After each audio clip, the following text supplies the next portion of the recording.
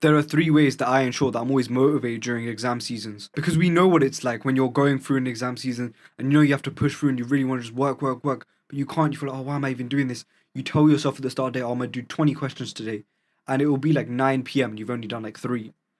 Because you procrastinate and you just tell yourself that you're going to do something, but you end up not doing it. And that's okay. That's human nature. That's gonna happen. But the best thing you can do is keep yourself motivated and make sure that the next day you do finish all 20 questions. The first thing is to start an accountability group chat.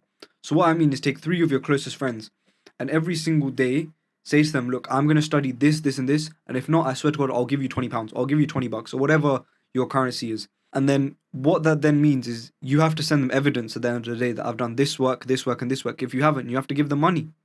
And it's something where it's going to hurt you a lot.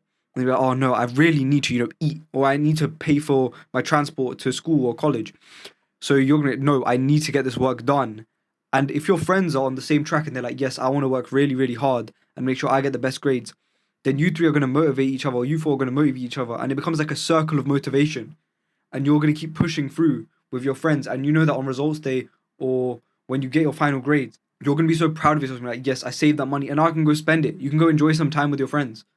The second thing to keep in mind is that you are your biggest enemy. It's so easy to lie to yourself and tell yourself that you're going to sit at your desk and work for hours. You're not. So either you go to a library, so most universities or colleges or big cities have libraries, but they're pretty annoying to go to, right? You don't want your stuff to get robbed and you don't want to have to deal with the hassle of getting on the train. Maybe you have to pay for it. And it's just an extra cost for no reason. So what I recommend you do is open up some YouTube streams. They have like 1 hour, 2 hour study with me videos. Even I have some, and I'm going to continue doing them for the next exam season that I have. And if you leave one of those open, it's kind of like someone studying in front of you, so you can do work as well. And then when they take breaks, maybe you can take breaks. Or when you think, okay, it's time for me to finish, you've watched an hour of the video. You've been honest with yourself, and you can tell yourself that, yes, I've done this hour of work. Maybe I deserve to go on a walk for 10 minutes. Maybe I deserve to have a snack. I'm a big believer that you should always structure your sleep about the most important thing in your life right now. So if you're a big bodybuilder, then your sleep is focused on recovering from the gym. If you're in your exam season, then your sleep is focused on optimizing your grades. So I would say sleep at like a really early time. So I sleep at 6 p.m. because the last exam I can have would finish at about 5 p.m. Sleep from 6 to like 2 a.m. but wake up in the middle and just for an hour or 2 hours, study then as well.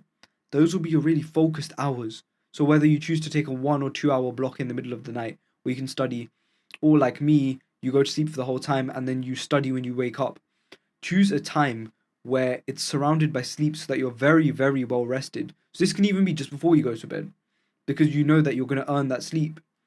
You will feel this almost like transcendent experience, like when you're kind of sleepy and you almost feel like everything's just flowing. You'll feel that same feeling with your studies. And you won't feel like you need to motivate yourself. Because there's nothing else you can really do at 2 a.m. You can either study, you can walk, you can eat a snack. But there's not much to do at 2 to 3 a.m.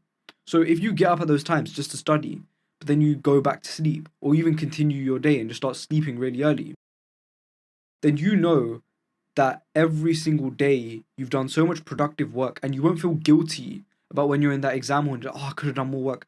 Because if you're feeling guilty during your exams, none of your studying is going to matter. You could study for every single day for 10 hours and still you tell yourself you could study more. You could study for 16 hours. You could stop sleep. You could sleep 6 hours a day and study 18 hours. Anyone can do that.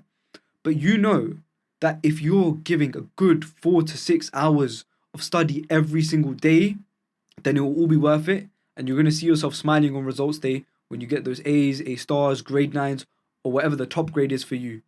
You got this.